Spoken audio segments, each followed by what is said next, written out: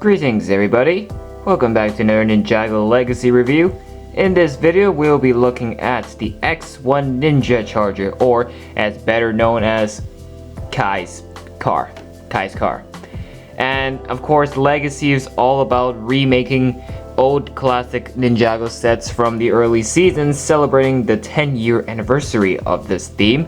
This was first introduced in the rebooted theme back in 2014, summer of 2014. Unfortunately, that time I couldn't afford a lot of Lego back then, so I did not get my hands on the original as much as I wanted to get the original. The rebooted sets were definitely sets I really wanted to get, but unfortunately I couldn't. Now, it seems that Lego is really trying to remake all their rebooted stuff. They've got the Thunder Raider. They had the what was the other one? Kai Fighter. It won't be long now they have this, and it won't be long till they probably do like the Ninja Copter or something. That's another classic rebooted set. But besides the point, yeah. So it's nice to see this back again in 2021. But disclaimer: I do not have the original 2014 version for a decent comparison here. Well, that aside though, there is still plenty of good stuff with this version of the set, and personally this is one of my favorite vehicles. I've liked this and the Kai Fighter equally. Kai has two vehicles in the rebooted season, so let's get right into it. Might I remind you, this is a literal Lamborghini. This is a huge vehicle. You compare that to Kai himself, the minifigure, you slap that on, that is a really big car if you think about it. So it is definitely one hunk of a vehicle. Like I said, this is based off the original from 2014, and one of the main things I've always liked about Kai's vehicles, this and the Kai Fighter, is the color scheme. You get the red, you get the black. Red and black are one of my favorite color combinations, and a little bit of gold for, you know, the bit of the contrast and a bit of the fire. So this is awesome. I absolutely am all out for this color scheme. What is also nice is just the overall design. It's very smooth, it's open roofed, and it is big for sure. So definitely, if you're a kid picking this up, playing with this, you're going to have a little bit of fun. And purposely, they designed this to be this big so you can fit the motorcycle within the cockpit nice and easy. How the motorcycle is attached, in fact, you can actually see it down here. It is actually pretty secure, unless you nudge it a bit, it's a little bit loose, but it's attached pretty securely. So if you do it properly, you don't need to worry about literally picking this up and have a fear that the bike is gonna fall out. It won't, because the mechanism built here is designed to keep that baby in, so you got that pretty well. But before we look at the bike, we gotta look at the main vehicle itself. So we got some little bit of stickers happening here with the X-1 sticker. Got some stickers on the top here. So there's a bit of stickers, but it's not all too bad, so don't panic. It's not going to kill you, although everyone does hate stickers.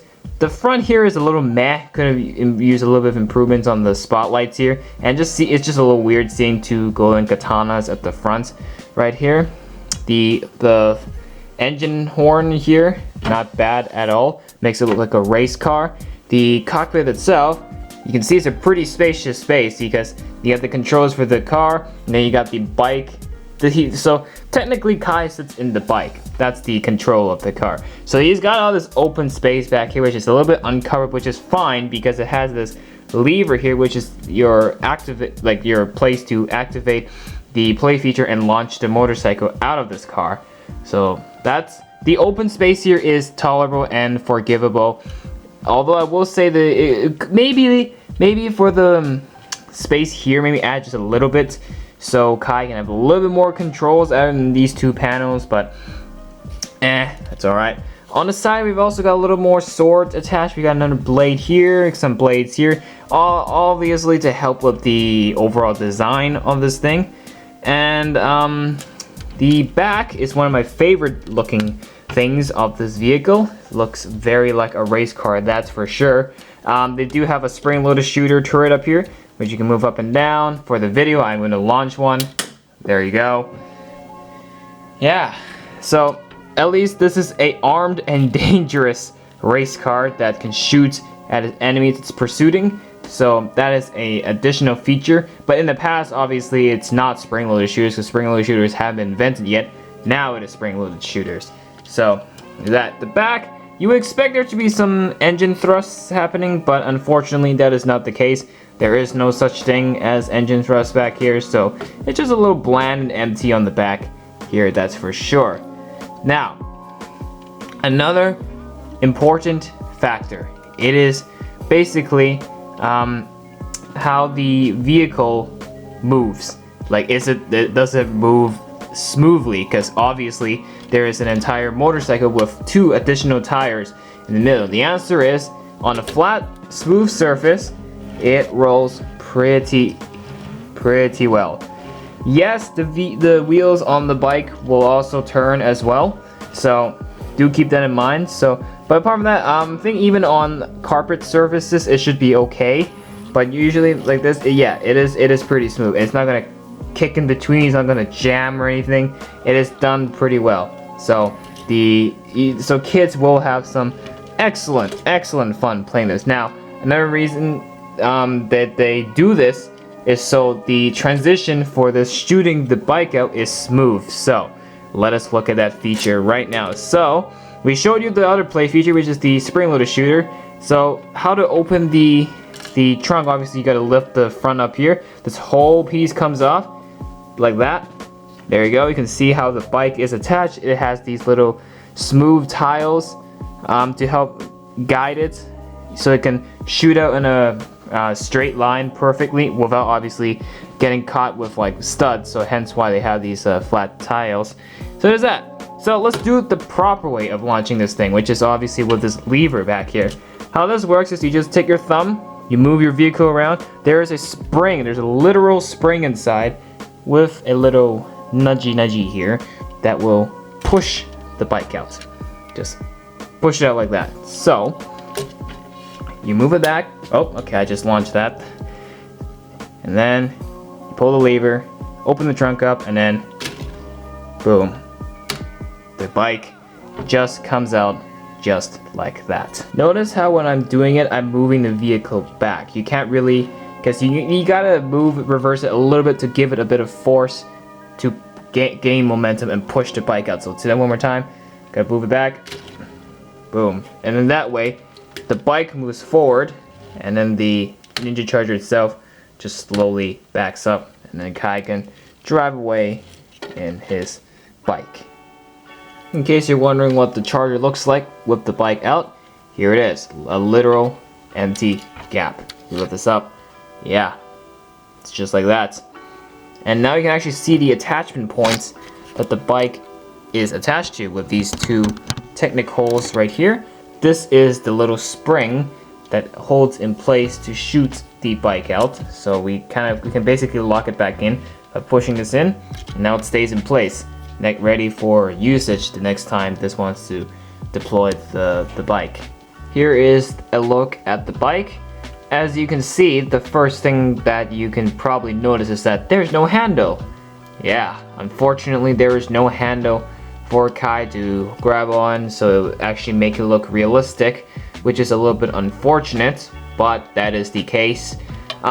If you stick it on the Ninja Charger, you won't really notice, but then once you take this bike out, it's pretty obvious that Kai has 0 actual control of the bike. So you got the main control panel up here. Here's, I guess, Kai's elemental symbol, since he is the ninja of fire. So there's that. Unfortunately, I'm not really a big fan of this bike, because the main problem I have with this is these axles just completely sticking out. I know they're the attachment points to attach it to the Ninja Charger, but they just stand out, and it doesn't look appeasing. And there's no like lights or anything. It's just bland and empty all over. So I don't know. I'm not too keen on this, that's for sure. But then again, LEGO tried their best and they based it off the original, so I wouldn't assume the bike in the original looks that better either. But it's okay. I would prefer him staying in the Ninja Charger, but obviously if he has to go in tighter spaces or escape from the charger blowing up, then this will be a really quick and easy way to escape or maneuver through tinier gaps to pursue the Ninjroids. That's for sure. So the bike could use a little bit of work, but it's okay. It's not bad, but it could use improvements. Alright, minifigure time. The two minifigures, Ninja minifigures, with the exception of the Legacy figure in the set. We'll take a look at that in a second. We got Kai, we got Jay. Kai, of course, is important because this is his vehicle, so it makes sense that he's included in this set. He's got two katanas, that's his hair. Take that off. This is his Ninjago movie face, so nothing new for there. We've seen his Ninjago movie face far too many times. This is the same Kai from the previous Legacy, so nothing too new happening. The same goes with Jay. Nothing too new. We've seen him in previous Legacy sets. He's got some nunchucks here. His hair, take that off. Again, his Lego Ninjago movie face. And yeah, same outfit as always. Nothing too new for these two day-old regular ninjas. Next up, here are the two bad guys in this set, the two Ninjroids. Number one, we've got a Mindroid here. And Mindroid is one of the iconic Ninjroid characters because the factory didn't have enough parts to finish this guy, so they made him a little shorter, so that hence why he's called Mindroid. Yes, he is using a lightsaber blade as a handle. You see it, folks. That is really, really creative. If we're not talking about the Star Wars universe, that is creative. Utilizing a lightsaber, a transparent piece as a handle. Great, I am all for it. And it makes this axe look even cooler rather than the day-old brown color or something. So, take that off. Mindroid's little face with his tiny little legs here. Instead of that, oh, he has two faces. I didn't even realize. I think they're just slightly different expressions. So, mostly the Ninjroids are best known like that. The other regular Ninjroid, that's not the Mindroid, has a little buildable glider here using these katanas as the wings back there. So you can fold this up, and once it's folded up, you can actually, like, he is above ground once you do that, so you're gonna have to fold it open a little bit to maximize, so you can stand on the ground and be able to maintain balance. The entire glider here, of course, is all brick built. Looks pretty good. It is a little bit weighty, a little bit heavy. There you go. That's the Ninjroid's face. And I think this torso, or this backpack piece he's using that's attaching his glider to him is new. I don't think we've seen it before. But, yeah. So, that is the two Ninjroids in the set. And finally, definitely not the least, we need a moment of silence to tribute for Cole's voice actor, Kirby Morrow, who had passed away in 2020 due to cancer reasons. I think it was cancer reasons. I don't think he died because of COVID, but still, he voiced Cole for the longest of the years, and it's just sad seeing someone like that go. That means I have a feeling they might kill off Cole, the character, but still, it is still some devastating news. And in this set, we've got the Legacy Cole, of course, celebrating 10 years of Ninjago. And every Legacy set has a golden Legacy version of a ninja. We have Cole right here. So, please, everyone in the comments, pay your respects to Kirby Morrow as we look at this figure with this nice 10-year Ninjago print on here. The rest of the mold here is all golden. He's got even his hammer is golden, and his hammer is golden. Like the handle of the hammer is golden. This is based off his the recent last theme, the Skull Sorcerer theme. So he's wearing his Knight Crusader like outfit, but in gold. So yeah, this season just ended last year, so this is a pretty recent outfit, and we're already getting it in the Legacy form. So that's pretty interesting. Of course, his face is still the same. Would have been nice if his face was also golden, but oh well. So not bad. I do like this golden Legacy figure a lot, especially this being Cole. I think this is one of the better versions of Cole that we've seen in a long time. So once again, this is a great figure, and the outfit is based off the Skull Sorcerer theme recently from last year. And please, let's pay our respects to Kirby Morrow. Okie dokie, it is time to look at the box.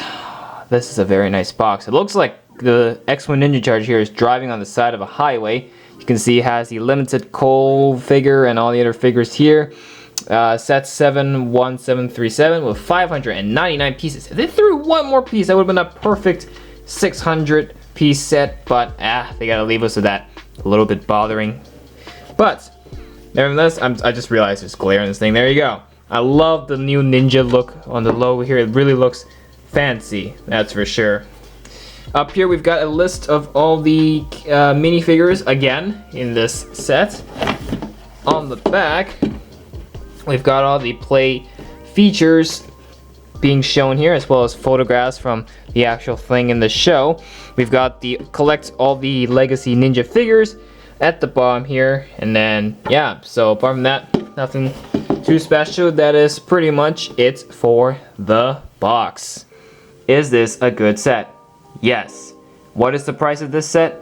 $50. Yeah, $50 dues. I think this is in US dollars, because because the last time I checked, I price checked this, it was in US dollars, although I am from Canada and I did buy it from my local Toys R Us. However, they charged it in a US price, so I don't know why they did that, but if we do a little bit of converting, I think that is $70 in Canada, so that's 70 Canadian dollars, 50 US dollars. So it's decently priced. I'm pretty sure the previous X-1 Ninja Charger, the older version, was also in the $70 range. So for this big hunk, and this is definitely, yeah, sure. Well, I'll gladly pay the money for this. This is something really cool. I love the feature it has that you can shoot out Kai's motorcycle. It's been a classic feature of this little build. Minifigure selection is great, of course. Tribute to Kirby Morrow for his unfortunate passing. So it's good. LEGO did a legacy Cole. So if you are really a supporter of Ninjago, I would strongly suggest you to go out there and get this set. If you love Ninjago a lot, get this set not just because of the set, but specifically for a Cole. Don't let Kirby Morrow's passing go in vain. Let his legacy get it. Legacy live on. So that's what I'm gonna say. But other than that, this is not a bad set. Totally down for this X-1 Ninja Charger. One of the better legacy sets for this wave, without a doubt. That's for sure. This and the Zane's Titanic were pretty good. So on my grading scale, I will give this a perfect 10 out of 10. Absolutely no flaws, and it's solid, straight on. Love this set. So if you agree with what I said, make sure to give that like button, or if you disagree, be sure to dislike. Anything helps. And subscribe to the channel for more. That's it for this one. Check out the other Ninjago sets reviews if you haven't, and be sure to check out other LEGO content if you haven't. So that's it for this one. We'll talk to you again later. Bye for now.